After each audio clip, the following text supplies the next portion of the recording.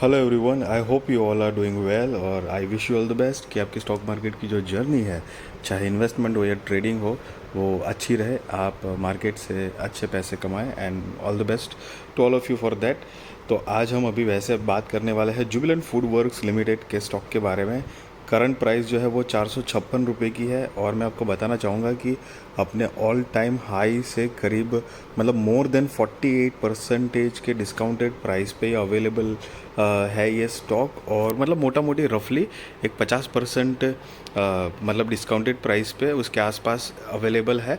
और वैसे आपको पता ही होगा कि डोमिनोज़ जो है पिज़्ज़ा और जो डंकिन डोनट्स जो है वो मेन जो ब्रांड्स है वो यही कंपनी की है।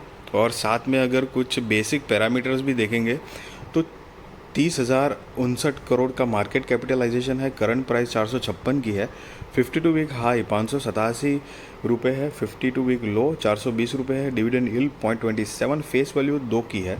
बुक वैल्यू 31.6, ROE 18.1%, स्टॉक का पी 136 है और ROC जो है वो 16.2% है। सो यहाँ पर फेस वैल्यू 2 है। तो अगर कंपनी फ्यूचर में बहुत अच्छा और ज़्यादा प्रोग्रेस करती है और कॉरपोरेट एक्शन लाती है, स्प्लिट बोनस जैसी चीज़ें, और आप लॉन्ग टर्म के लिए अगर किसी ने इन्वेस्ट किया है और वो रुका हुआ है तो उसको एक कंपाउंडिंग का अच्छा एक फ़ायदा मिल सकता है। मैं आपको मतलब मैं अपना लॉजिक और अपना पॉइंट ऑफ व्यू डेफिनेटली बताऊंगा कि ये स्टॉक बाई कर सकते हैं या नहीं कर सकते हैं। बाद में I mean up to you कि आपको क्या करना है। हालांकि मैं आपको मतलब कोई बाय और सेल रिकमेंडेशन तो नहीं दे रहा हूँ, मतलब वो आप अपने रिस्क रिसर्च फाइनेंशियल एडवाइज़र को पूछ कर सकते हो। बट यस डेफिनेटली अभी तक कंपनी का जो एक इमेज और परफॉर्मेंस है वो काफ़ी स्ट्रॉन्ग रहा है और लगभग 50% के डिस्काउंटेड प्राइस पे मिल रहा है।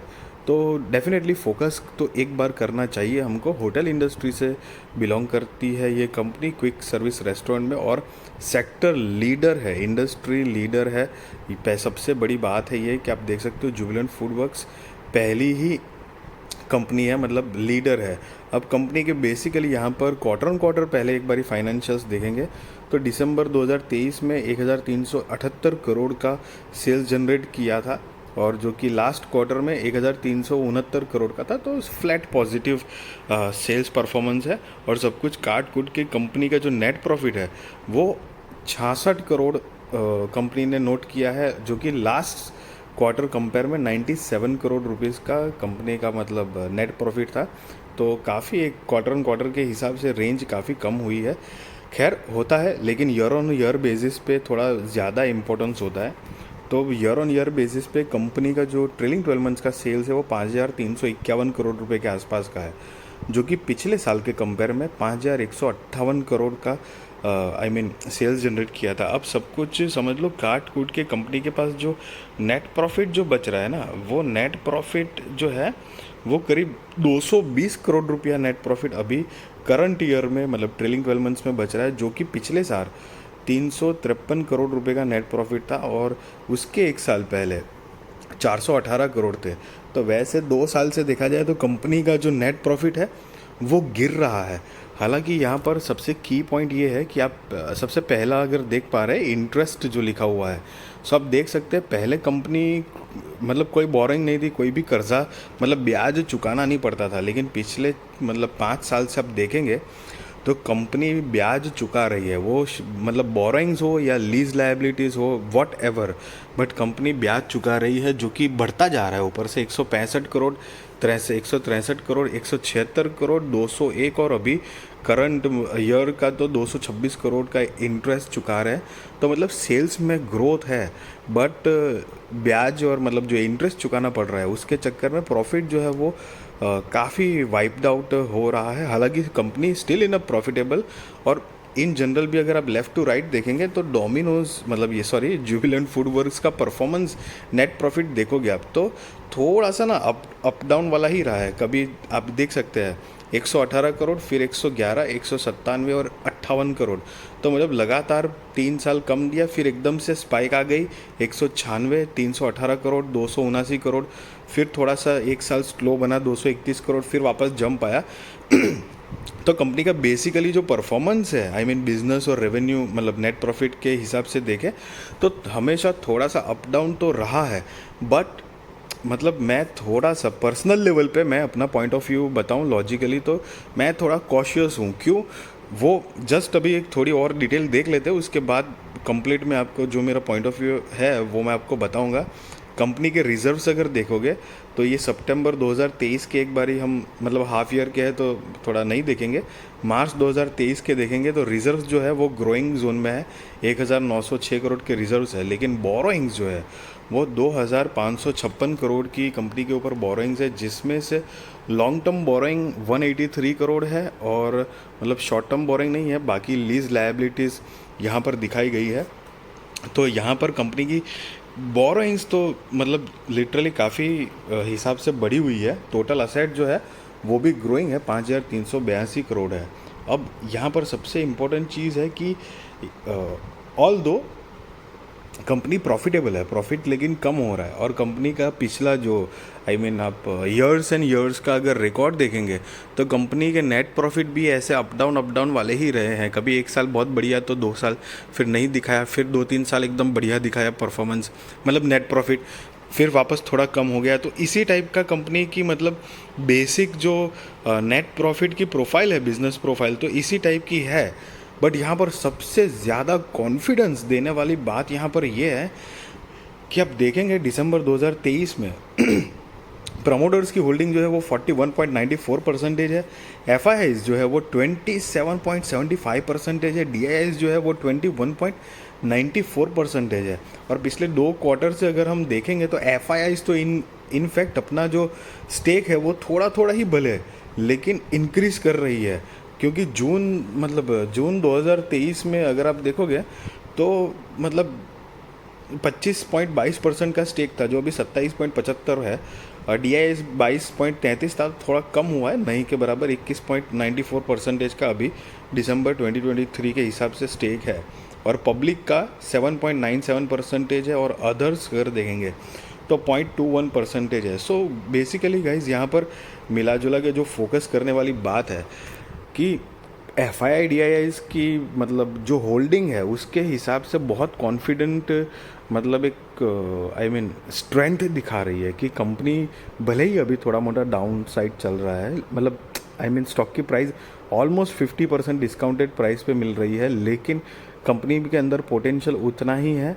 ये यहाँ से एक थोड़ा सा सोच सकते हैं, हालांकि ज़रूरी नहीं है कि हमेशा एफ आई डी आई है तो हमको वही हिसाब से सोचना चाहिए। बट मेरा पर्सनल लॉजिक ये कहता है कि आपने कभी भी ऐसे इन लॉजिकली भी मतलब एक लॉजिक के हिसाब से भी अगर आपने हमारे इंडियन फूड इंडस्ट्री का इन जनरल ग्रोथ भी देखा होगा तो आपने कई बार मतलब पिछले 10 साल का तो आपने महसूस किया होगा कि पहले तो हम बेसिकली वेस्टर्न कल्चर से ऑलरेडी काफ़ी मतलब इंस्पायर्ड कह लो या थोड़ा अट्रैक्ट होते हैं। आप कई बढ़िया बढ़िया रेस्टोरेंट में जाएंगे तो प्लेट्स की सजावट, प्लेट की स्टाइल, मतलब खाना सर्व करने की जो टेक्निक है, पोर्शन किस तरह से, वो बहुत सारी चीज़ों से हम वहाँ से इंस्पायर्ड होते हैं और है।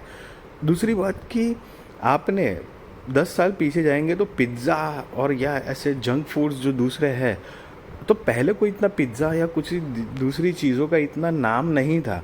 हालांकि अब लोकल ब्रांडिंग भी बहुत ज़्यादा बढ़ गई है और लोकल पिज़्ज़ा की जो ब्रांड्स होंगी वो भी एक क्वालिटी पिज़्ज़ा सर्व कर रही है, जिसकी वजह से जो कस्टमर बेस है वो डाइवर्ट ज़रूर हुआ है, और उसी के मतलब नतीजे में कंपनी का सेल्स तो है, लेकिन उतना सेल जनरेट करने के लिए कंपनी को जो ओवरऑल खर्चा करना पड़ रहा है वो बहुत ज़्यादा हो रहा है। तो तभी हमने देखा ऊपर की ब्याज कंपनी के ऊपर है, समझ रहे हो। ज़रूरी नहीं है कि वही एक फैक्टर हो सकता है, बहुत सारे दूसरे भी होते हैं। बट अगर मेरा पॉइंट ऑफ व्यू के हिसाब से देखा जाए तो कंपनी बढ़िया कंपनी है, F I D I S promoter बढ़िया है, प्रॉफिटेबल कंपनी है।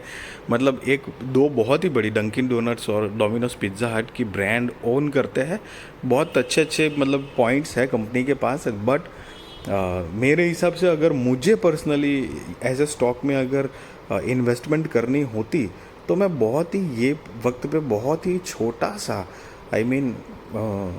छोटा सा पोर्शन, मतलब कुछ नंबर ऑफ शेयर्स जहाँ पर मुझे रिस्क प्रोबेबिलिटी मेरी मिनिमम हो कि भाई हाँ चल ठीक है, देखते एक बार यहाँ से ग्रो करती है नहीं करती है क्या है, उस हिसाब से मैं रिस्क लूँगा, बिकॉज अकॉर्डिंग टू मी आप देख रहे होंगे कॉम्पिटिटिव मार्केट जो है वो दिन प्रतिदिन इतना ज़्यादा बढ़ रहा है, and not only in food chain, हर एक सेक्टर्स में। और दूसरी एक मेरा जो बिलीफ है कि जैसे कि मान लो कि हमारी कोई राशन की दुकान है, और राशन की दुकान हमने एक दुकान से 2 दुकान करी, अलग अलग अलग अलग जगह पे ऐसे 100 दुकानें कर ली, तो ऑब्वियस ही बात है हमारा, और राशन जैसी चीज़ जो है वो तो रोज़ बरोज़ बढ़ती ही रहती, मतलब वो चीज़ तो लोगों को चाहिए ही चाहिए। तो अगर हमारा बिजनेस ग्रोथ तो नेचुरल फ्लॉ देखा जाए तो वो बढ़ते ही रहना चाहिए।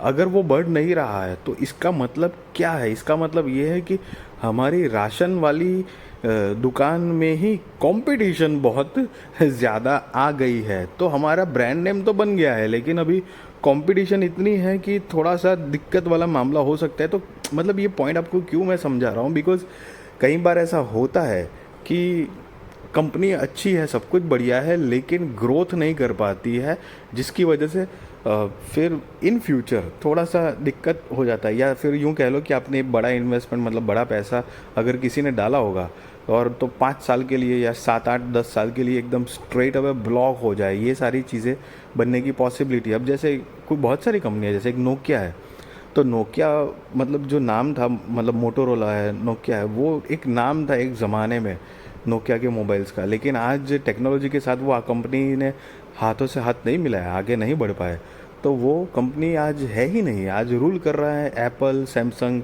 मतलब वीवो जो भी दूसरी अदर ब्रांड है, तो वो मार्केट में मतलब लीड कर रहे हैं वो सारी कंपनीज जो है, समझ रहे हो।